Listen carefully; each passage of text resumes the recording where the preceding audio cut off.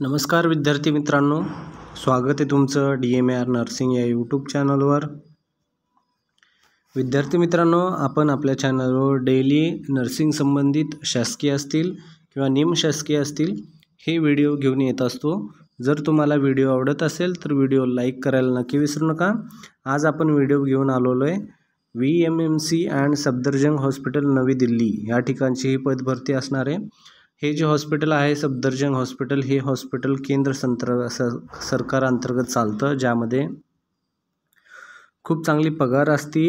ज्यांचा अभ्यास चालू आहे, जे विद्यार्थी सध्या स्टडी करतायत त्यांच्यासाठी नक्कीच हा व्हिडिओ असणार आहे, कारण ह्या ठिकाणी तुम्हाला जर जॉब पाहिजे असेल तर तुम्हाला स्टडी करणं गरजेचं आहे। विदाऊट स्टडी हा जॉब लागणार नाही। CBT होती, ज्यामध्ये CBT म्हणजे कम्प्युटर बेस्ड टेस्ट, ज्यामध्ये तुम्हाला अभ्यास केल्याशिवाय जॉब लागणार नाही। यामध्ये बेसिक खूप चांगलं असतं, 9300 ते 34,800 पर्यंत ग्रेड पे, त्यामध्ये 4,600 नंतर ग्रेड पे असतं बेसिक नंतर। पहा, यामध्ये तुमचं सगळे मिळून खूप चांगली सॅलरी यामध्ये पडती। ग्रुप B अंतर्गत ही सॅलरी पडत असती। तर हॉस्पिटल असणार आहेत तुमचे VMMC and Safdarjung hospital and Lady Hardinge medical college and Smriti Sucheta Kripalani hospital and Kalawati Saran children hospital through AIIMS. ठीक आहे, तर या अंतर्गत ही भरती होणार आहे। ठीक आहे, एलिजिबिलिटी क्रायटेरिया जे नॉर्सेटसाठी असती तशाच प्रकारे यामध्ये BSc nursing from Indian nursing council असणं गरजेचं आहे, नोंदणी त्याची,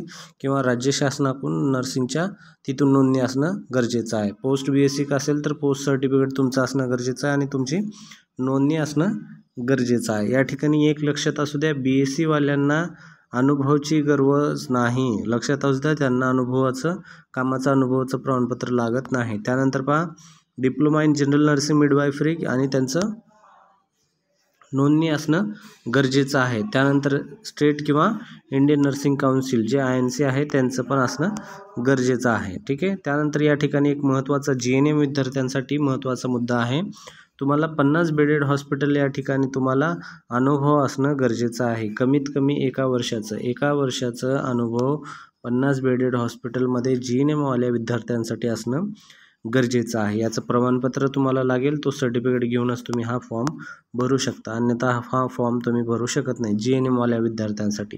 ठीक आहे, हा महत्त्वाचा मुद्दा। त्यानंतर तुमची फॉर्म भरण्याची वयोमर्यादा काय असणार आहे पहा, 18 ते 35 वर्षापर्यंत तुम्ही फॉर्म भरू शकता, ज्यांचं जनरल कॅटेगरीमध्ये तुम्ही मोडत असाल तर। त्यानंतर relaxation as per the rule of hospital जे काय आहे तर त्या तुम्हाला लागू होतील। त्यानंतर पहा, फीस किती असणार आहे, तर महत्त्वाचा पॉईंट या ठिकाणी जनरल आणि OBC साठी 3000 फीस असणार आहे, ST/SC साठी 2400 असणार आहे, आणि पर्सन विथ डिसॅबिलिटी म्हणजे जे हँडिकॅप वगैरे आहे तर त्यांना फीस नसणार आहे। आणखीन एक महत्त्वाचा यामध्ये मुद्दा आहे, जे विद्यार्थी SC ST मध्ये मोडतात तर त्यांच्या विद्यार्थ्यांची फीस ही नंतर जे 2400 आहे ती परीक्षा दिल्यानंतर सर्टिफिकेट वगैरे ज्यांचं शहानिशा झाली, SC ST आहे ते कन्फर्म झाल्यानंतर त्यांना ती फीस रिफंड करण्यात येईल। लक्षात असू द्या, ही फीस त्यांना रिफंड होती, तर हे महत्त्वाचा मुद्दा त्यांच्यासाठी जे SC ST विद्यार्थी आहेत। ठीक आहे, हे पाहे आज डायरेक्टरची वगैरे या ठिकाणी स्टॅम्प आहे। तर ऑनलाईन CBT स्टेज 1 आणि स्टेज 2 मध्ये होते। स्टेज 1 म्हणजे या ठिकाणी पहा 2 प्रकारचे तुम्हाला एक्झाम द्यावे लागेल, स्टेज 1 आणि स्टेज 2। यामध्ये दोन्ही अपियर झाल्यानंतरच तुम्ही या ठिकाणी नोकरीला लागू शकता। अगोदर तुम्हाला स्टेज 1 द्यावं लागेल, ज्यालाच म्हटलं जातं प्रिलिमिनरी। ठीक आहे, त्यानंतर आहे स्टेज 2। ठीक आहे, तर अशा प्रकारची ही एक्झाम असते। ठीक आहे, तर पहा महत्त्वाचा मुद्दा यामध्ये तुम्हाला फॉर्म भरण्याची तारीख कधीपासून आहे, तर पहा फॉर्म हे पूर्णपणे ऑनलाईन असणार आहे। वेबसाईट ही AIIMSexam.ac.in या वेबसाईटवर तुम्हाला फॉर्म भरायचा आहे। तारीख असणार आहे 22/7/2025 पासून ते 11/8/2025 पर्यंत संध्याकाळी 5 वाजेपर्यंत तुम्ही हा फॉर्म बुक करू शकता। ठीक आहे, हा महत्त्वाचा पॉईंट लक्षात असू द्या, 22 पासून 11/8 पर्यंत तुम्ही फॉर्म भरू शकता। आणखीन फॉर्म भरण्यासाठी दिवस बाकी आहेत, ज्यांनी भरले नाही तर त्यांनी फॉर्म भरून घ्या आणि ही परीक्षा देऊन टाकून द्या। ठीक आहे, त्यानंतर पहा महत्त्वाचं काय पॉईंट आहेत, कॅटेगरीनुसार एज रिलॅक्सेशन असं आहे पहा, SC ST साठी 5 वर्ष, OBC साठी 3 वर्ष, PWD साठी 10 वर्ष, PWD प्लस OBC असेल तर 13 वर्ष, SC ST PWD असेल तर 15 वर्ष आणि एक्स सर्व्हिसमॅन असेल तर length of military service plus 3 वर्ष असं यांना एज सर्व्हिसचं एज क्रायटेरिया असणार आहे तुमचा फॉर्म भरण्यासाठी. ठीक आहे, हे लक्षात असू द्या. त्यानंतर पहा यामध्ये फॉर्म भरताना कोणत्या ठिकाणी किती जागा आहेत तर number of vacancies and reservation. तर पहा Lady Hardinge medical college Smita Sucheta Kripalani हॉस्पिटलमध्ये आणि Kalawati Saran children hospital VMC and Safdarjung hospital या ठिकाणी पहा एकूण जे आहे तर पहिल्या याच्यामध्ये 173 जागा आहेत आणि या ठिकाणी 5 जागा आहेत.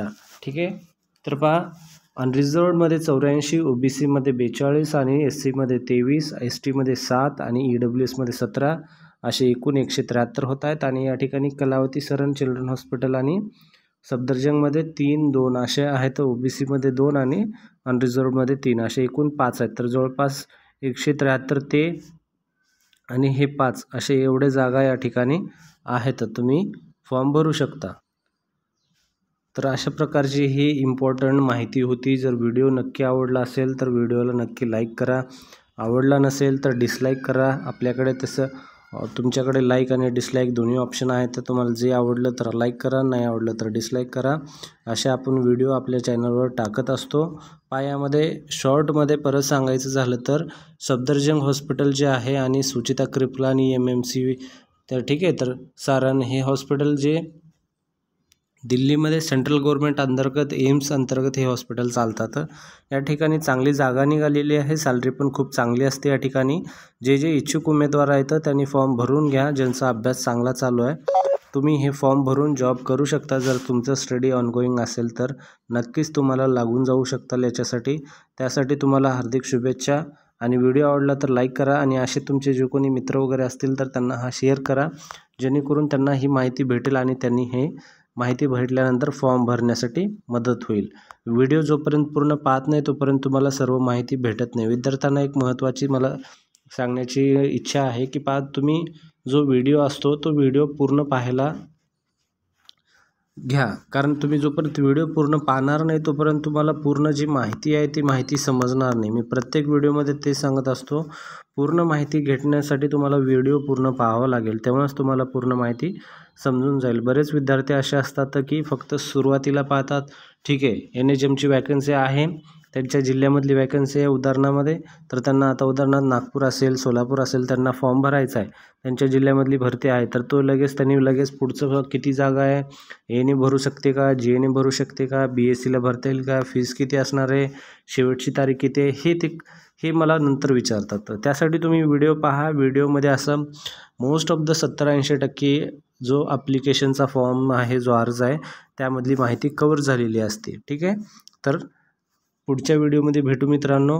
धन्यवाद.